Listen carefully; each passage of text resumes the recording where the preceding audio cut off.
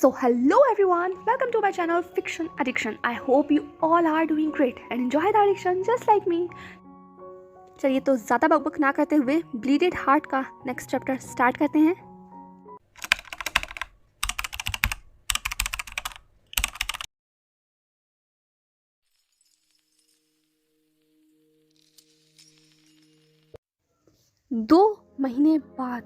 दो महीने का समय बीत गया था और ये 2 महीने बीतते बीतते बहुत कुछ सिखा गए थे।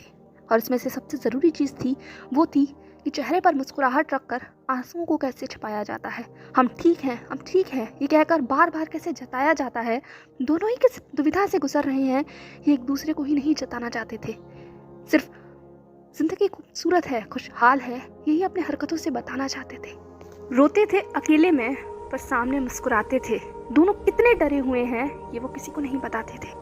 वक्त रेत की तरह फिसल रहा था। अनजाना सा, अनकहा सा, अनसुना सा डर जैसे मान लो दबे पाँव उनके करीब बढ़ रहा था।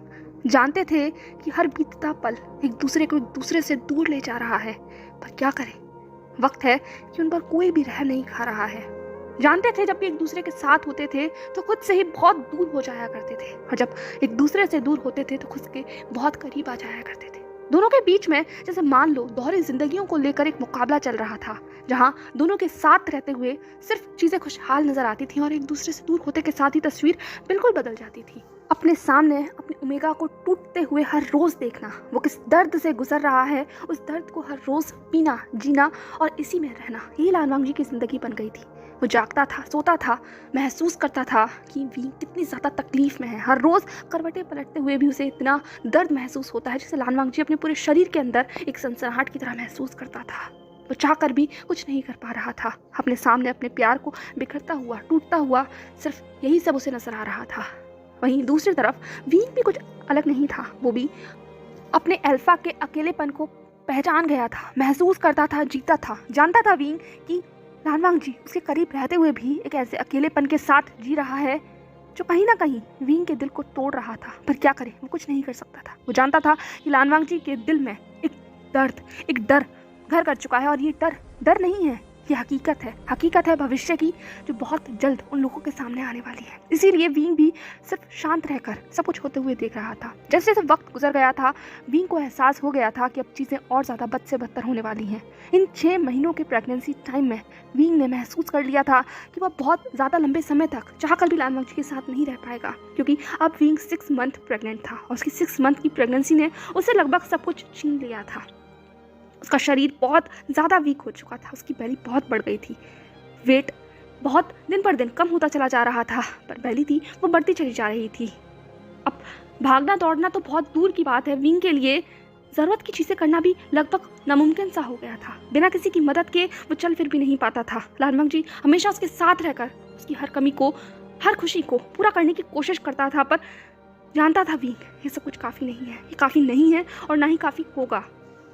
आखिर अंत में इन सब से क्या हासिल होगा, पर कहीं ना कहीं वींग के मन में एक सुकून था, एक खुशी थी, और वो खुशी थी कि इस दर्द का जो रिजल्ट होगा वो फ्रूटफुल होगा।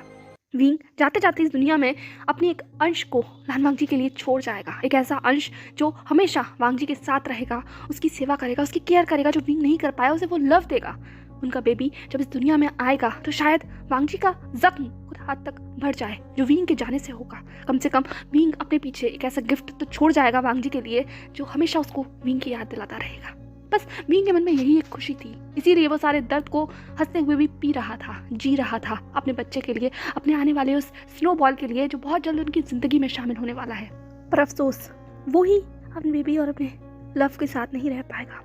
इतने वक्त में वींग को अंदाज़ा हो गया था कि वो चाहे कितनी भी कोशिश कर ले पर उसकी बॉडी उसका साथ नहीं देगी, और अंत में जब तक तो बेबी इस दुनिया के अंदर आएगा तो शायद वींग कम्प्लीटली खुद को लॉस्ट कर चुका होगा, क्योंकि उसकी वीक बॉडी उसका साथ नहीं दे पाएगी। एनर्जी बहुत अनस्टेबल थी, और दोनों ही एनर्जी को स्टेबल करने के लिए वींग के पास खुद की गोल्डन कोर थी ही नहीं, और यही चीज़ सबसे बड़ी डिसएडवांटेज थी। यही डिसएडवांटेज धीरे धीरे वींग को खा रहा था, निकल रहा था। जानता था वींग वक्त ख़त्म होते होते वो एक दरवाजे के उस तरफ पहुंच जाएगा जहां से पीछे लौटना लगभग नामुमकिन है। शायद उस वक्त अलविदा कहने के अलावा उसके पास और कोई रास्ता नहीं होगा, क्योंकि उस वक्त उसे फैसला लेना होगा, या तो खुद का या तो अपने बेबी की ज़िंदगी का। और वींग जानता था कि इसमें फैसला लेने की कोई बात है ही नहीं। वींग खुद को सेक्रीफाइस कर सकता है। एक बार उसने पहले अपने लव के लिए खुद को सेक्रीफाइस किया था और इस बार तो उन दोनों का लव इसके बीच में है। उनका एक ऐसा नन्हा सा मासूम सा बेबी जो इस दुनिया में आने वाला है और उसके लिए विंग खुद को भी अगर मिटा दे तो उसे कोई दुख नहीं होगा, कोई गम नहीं होगा। और इस बार वो लानवांग जी को अकेला भी नहीं छोड़कर जाएगा, इसीलिए वो सेटिस्फाइड था जो भी रिजल्ट होगा उसके लिए। हाँ, बस उसे फाइट करनी होगी, खुद से ही लड़ना होगा कुछ और दिनों के लिए, या कहो सिर्फ कुछ महीनों के लिए, क्योंकि इसके बाद शायद वो कम्प्लीटली फ्री हो जाएगा उस कभी ना खत्म होने वाले दर्द से और उस डर से जो उन दोनों के बीच में जगह ले चुका है। खैर, एक और दिन जिंगशी, इस वक्त लानवांग जी और विंग दोनों बेड में थे।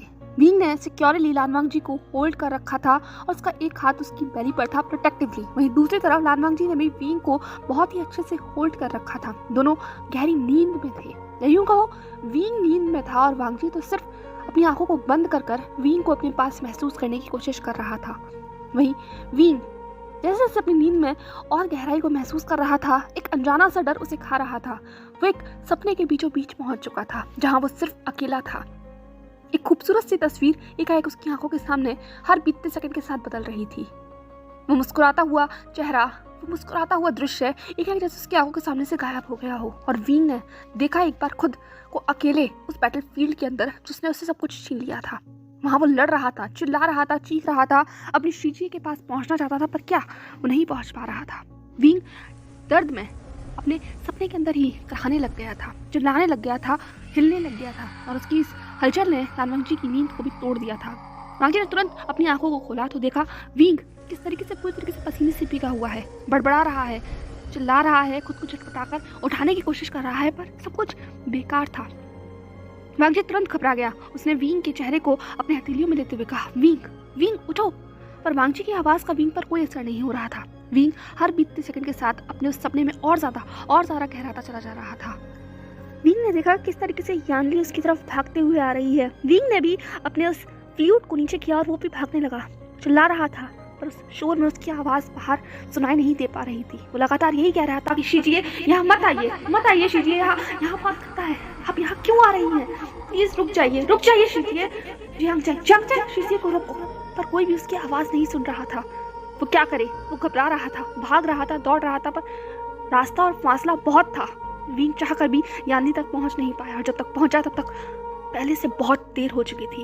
एक चीरती हुई तलवार यानी की उस खूबसूरत से शरीर को काट कर दूसरी तरफ आ चुकी थी और विंग वहीं जमीन पर एक जिंदा लाश की तरह बैठ गया। उसके हाथों में उसकी सबसे खूबसूरत चीज थी, उसकी बहन, उसकी सबसे हमदर्द, एक ऐसा शख्स जो विंग को सबसे ज्यादा प्यार करता था, सबसे ज्यादा समझता था, उसकी आंखों के सामने इस तरीके से अपनी जिंदगी को खो गया। विंग चिल्लाकर अपने सपने से उठ गया था, शीजिए नहीं ऐसा नहीं हो सकता, शीजिए रुक जाइए, ऐसा नहीं हो सकता, नहीं। लानवांग जी विंग को अब उसके कंधों से पकड़कर शांत करने की कोशिश कर रहा था। विंग का पूरा चेहरा आंसुओं से भीगा हुआ था और वो कहीं ना कहीं अभी भी जाग कर भी अपने सपनों के अंदर ही था। लानवांग जी लगातार विंग को आवाज लगा रहा था, पर विंग कोई जवाब नहीं दे रहा था।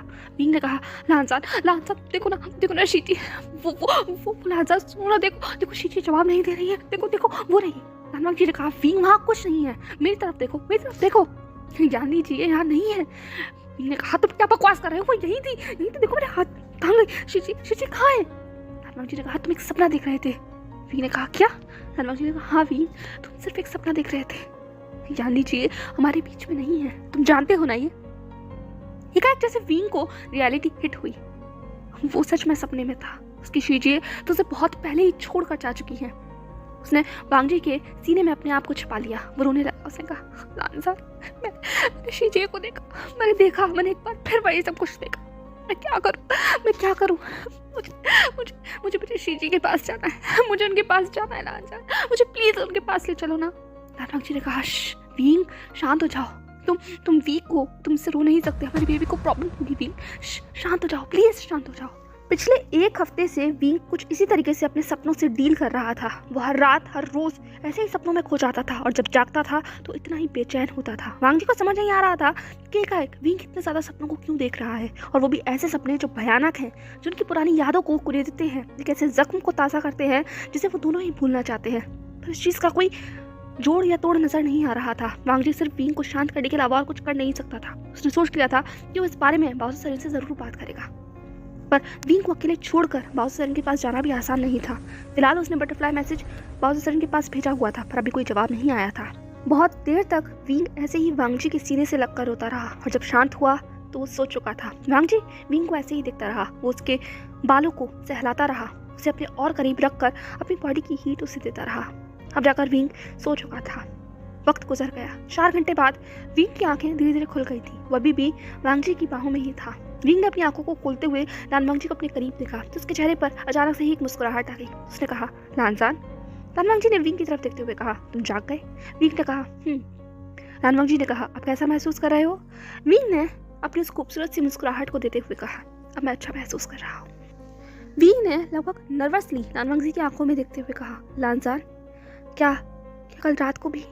पर इससे पहले कि विंग कुछ भी कह पाता, लानवांगजी ने अपने हाथों को विंग के लिप्स के ऊपर रख दिया। उसने कहा, तुम्हें कुछ कहने की जरूरत नहीं है।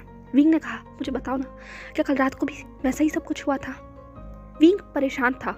उसे खुद भी नहीं पता था कि वो इतने अजीब से सपनों को क्यों देख रहा है। वो हमेशा खुद को बैटलफील्ड में क्यों देखता है, कभी शिजिए के साथ, कभी वांगजी के साथ। वो एक लड़ाई लड़ रहा है। क्या ये भविष्य की परछाई है या जो बीत चुका है वो सब कुछ उसे दिखाई दे रहा है? वो इस रियलिटी में फर्क नहीं कर पा रहा था, पर यह चीज हर बीतते दिन के साथ और ज्यादा भयानक हो रही थी। वांगजी ने कहा, पता नहीं, पर कल भी सब कुछ हुआ था। खैर, तुम्हें ज्यादा चिंता करने की जरूरत नहीं है। मैंने पढ़ा है कि अक्सर प्रेगनेंसी में हम लोग एक अजीब से डर को अनुभव करते हैं। हमारा पुराना बीता हुआ पास्ट हमें याद आता है। इसमें ज्यादा घबराने वाली बात नहीं है। वांगजी विंग को तसल्ली देने की कोशिश कर रहा था, पर उसके उलट वो खुद भी जानता था कि ये चीज इतनी नॉर्मल नहीं है जितनी दिख रही है। विंग ने कहा, पता नहीं, हो सकता है। खैर, ये सोचते हुए विंग अपनी ख्यालों में खो गया और लानवांगजी के और करीब हो गया। वो कुछ सोच रहा था और वांगजी ये नहीं चाहता था कि विंग अपने आप को और ज्यादा किसी सोच में डुबा ले। इसीलिए उसने विंग के बालों को सहलाते हुए कहा, विंग, चलो हमें बात के लिए चलना चाहिए। विंग ने जिंगशी के बाहर अभी उजाले को देखते हुए कहा, वांगजी, अभी दिन है, तुम जानते हो ना हमारे बीच का फर्क। वांगजी ने इनोसेंटली विंग की आंखों में देखते हुए कहा, फर्क? विंग ने लगभग चकल करते हुए कहा, ऑफ कोर्स फर्क। जानते हो ना कि मैं दिन की रोशनी में बाहर नहीं जा सकता। अगर मैं बाहर गया तो मेरे बॉडी के ऊपर इतने सारे बर्न मार्क्स आ जाएंगे, फिर मैं ब्यूटीफुल नहीं लगूंगा। लेकिन विंग चकल करने लगा। उसके फेस पे अभी भी मुस्कुराहट थी। वो कितनी ज्यादा दर्द भरी बातें कह रहा है, फिर भी वो मुस्कुरा रहा है। लानवांगजी ने तुरंत अपनी निगाहों को नीचे कर लिया। ये चीज उसके दिल को तोड़ती थी, पर फिलहाल उसे स्ट्रॉन्ग रहना था। इसीलिए उसने विंग के उन सॉफ्ट से हाथों को पकड़ते हुए कहा, ऐसा कुछ नहीं होगा विंग, तुम जानते हो ना। विंग ने कहा, तो आप लानरका का क्या करने वाले हैं? ये कहते वो फ्लर्टिशली लानवांगजी की तरफ देखने लगा। लानवांगजी ने कहा, कुछ नहीं, बस तुम मेरे ऊपर बिलीव करो। ये कहते हुए लानवांगजी ने विंग को ब्राइडल स्टाइल में उठा लिया था। अपने आप को इस तरीके से कैरी होता हुआ देखकर विंग ने लगभग चिल्लाते हुए कहा, ये तुम क्या कर रहे हो? मुझे नीचे रखो, मुझे नीचे रखो, मैं बहुत भारी हो चुका हूँ। देख रहे हो ना मैं कितना ज्यादा हैवी हो गया हूँ। ये कहते हुए विंग ने अपने उस बड़ी हुई बेली के ऊपर अपना हाथ रख लिया और वो पाउट बनाकर लानवांगजी की तरफ देखने लगा। लानवांगजी ने अपनी उस इनडिफरेंट वॉइस में कहा, मेरे लिए तुम अभी भी बिल्कुल लाइट वेटेड हो, इसीलिए शांत रहो। मैं बहुत स्ट्रांग हूँ, मैं तुम्हें और हमारी बेबी दोनों को कैरी कर सकता हूँ। अब हमें नहाने के लिए चलना चाहिए। मैं जानता हूँ हॉट बाथ तुम्हें रिलीफ देगा और तुम्हारी बॉडी को भी अच्छे से सुकून पहुंचाएगा। ठीक है, तो वांगजी आगे बढ़ने लगा। विंग सिर्फ लानवांगजी की चेस्ट में अपने सर को रखकर ये छोटी सी राइड को एंजॉय कर रहा था।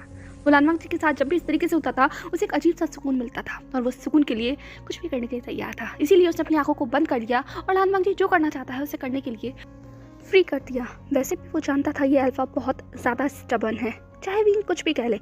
अगर लानवांगजी को कुछ करना है तो वो करके ही रहेगा। तो बेहतर है शांत होकर चीज़ों को एंजॉय किया जाए, यही सबसे बेस्ट वे है। कुछ ही दूर चलने के साथ ही वांगजी रुक चुका था और जैसे ही लानजान रुका, विंग ने भी तुरंत अपनी आंखों को खोल लिया। उसने देखा वो दोनों अब जिंगशी के बाहर आ चुके थे। बाहर खूबसूरत सी रोशनी थी, सूरज आसमान में चमक रहा था, धूप खिली हुई थी जो लोगों को गर्माहट देने के लिए काफ़ी थी। गुसू में अक्सर सूरज इतना खूबसूरत तरीके से निकलता नहीं था, पर आज शायद मौसम मेहरबान था, इसीलिए आसमान में सूरज इतनी खूबसूरती के साथ चमक रहा था। पर अफसोस विंग के लिए तो सिर्फ एक दूर से देखने वाले सपने की तरह था। विंग चाहकर भी इस खूबसूरत सी धूप के मज़े ले नहीं सकता था, इस रोशनी में जा नहीं सकता था। अगर जाएगा तो एक और चीज़ उसकी ज़िंदगी में, उसके हिस्से में आ जाएगी और वो ये बिल्कुल नहीं चाहता था। कितनी बार विंग ने भी सोचा था कि वो भी नॉर्मल इंसान की तरह धूप में जाकर चीज़ों को एंजॉय करे, जैसे वो पहले भागता दौड़ता था, खेलता कूदता था, वो करे। पर अफसोस ये चीज़ें अब उससे बहुत दूर जा चुकी हैं। तो मन में ऐसी खटास को लेकर वो अक्सर अपने मन को मार लेता था। वांगजी ने विंग को वहीं ज़मीन पर खड़ा किया। विंग ने भी सहारा लेकर खुद को स्टेबल करा। उसने अपना एक हाथ वहीं पिलर पर रख रखा था और दूसरे हाथ से अपनी बेली को होल्ड कर रखा था। वो थोड़ा वीक था, इसीलिए बिना सहारे के उसे खड़े रहना लगभग नामुमकिन था। वांगजी उस धूप में जा चुका था। विंग बस वांगजी को देख रहा था बिना कुछ कहे। वो देख रहा था किस तरीके से वांगजी क्या करना चाहता है और क्या करने वाला है। उसकी निगाहें वांगजी के हर एक्शन को फॉलो कर रही थी। वांगजी उस रास्ते को क्रॉस करता हुआ जिंगशी की दूसरी तरफ जा चुका था। वहाँ से उसने अपने हाथों में कुछ चीज़ों को लिया और विंग की तरफ दोबारा आ गया। विंग अभी भी वांगजी को देख रहा था। वांगजी ने अपने साथ में से एक वुडन कैप को बाहर निकाला। वो कैप इतनी बड़ी थी, उसके हर साइड में एक फैब्रिक लटका हुआ था जो किसी भी इंसान की होल बॉडी को कवर कर सकता था। वांगजी ने उस कैप को विंग के सर के ऊपर रख दिया और जैसे ही वो कैप विंग को पहनाई गई, उस फैब्रिक ने विंग को कम्प्लीटली कवर कर लिया। पर यह भी काफ़ी नहीं था। वांगजी ने एक ब्लैक कलर का हानफू बाहर निकाला और विंग को पहना दिया। अब विंग ऊपर से नीचे तक पूरी तरीके से कवर हो चुका था। उसका एक भी बॉडी पार्ट विजिबल नहीं था, सिर्फ आइज को छोड़कर और फेस को छोड़कर, जो कि हल्का सा शेडेड होकर नजर आ रहा था। विंग इनोसेंटली डम्फाउंडेडली वांगजी की तरफ देख रहा था। उसने अपने आप को देखा जो पूरी तरीके से अब उस ब्लैक क्लोथ में कवर हो गया था। विंग ने इनोसेंटली पूछा, लानसान? वांगजी ने कहा, अब ठीक है, अब तुम मेरे साथ चल सकते हो। ये कहते हुए उसने वापस अगेन विंग को ब्राइडल स्टाइल में कैरी कर लिया था। विंग सिर्फ वांगजी की इस छोटी सी कोशिश को देख रहा था। ये कोशिश छोटी थी पर विंग के दिल में सुकून पहुंचाने के लिए काफ़ी थी। वांगजी विंग को लेकर एक हॉट पॉन्ड में आ चुका था। ये पॉन्ड स्पेशली वांगजी ने विंग के लिए ही तैयार कराया था। स्पेशल हर्ब्स, बॉडी को रिलैक्स करने वाले सेंट्स, फ्रेगनेंसेस, साथ ही ऐसे चीज़ों को इसके अंदर मिलाया गया था जो कि विंग की बॉडी के लिए बहुत ही ज़्यादा अच्छी होने वाली थी। इस पॉन्ड को तैयार कराने के लिए वांगजी को बहुत समय लगा था, क्योंकि बहुत सारी हर्ब्स ऐसी थी जिन्हें ढूंढने के लिए लाल वांगजी को अक्सर माउंट्स पर जाना पड़ता था और जो बहुत ही रेयर थी पर इफेक्टिव थी, इसीलिए इतना लंबा समय लग गया। खैर, अभी बनकर तैयार था और वांगजी आज विंग को यहाँ लेकर आया था। जैसे ही वांगजी रुका, विंग ने अपनी आंखें खोलकर सामने का नज़ारा देखा, जिसे देखकर वो कम्प्लीटली शॉक्ड हो गया था। उसकी स्पार्कलिंग आइज सब कुछ बहुत ही ब्यूटीफुल तरीके से देख रही थी और विंग के चेहरे के ऊपर ऐसे एक्सप्रेशंस को देखकर कहीं ना कहीं अब लाल वांगजी भी सेटिस्फाइड महसूस कर रहा था। उसकी मेहनत सच में फ्रूटफुल साबित हुई थी। सो हे एवरीवन, कैसा लगा आपको आज का ये चैप्टर? जैसा भी लगा हो मुझे कमेंट सेक्शन में डेफिनेटली बताइएगा। वीडियो अगर पसंद आया हो तो लाइक, शेयर एंड सब्सक्राइब कीजिएगा। ओके, चलिए मिलते हैं नेक्स्ट पार्ट में। तब तक के लिए stay safe, stay happy and follow for more. Bye bye.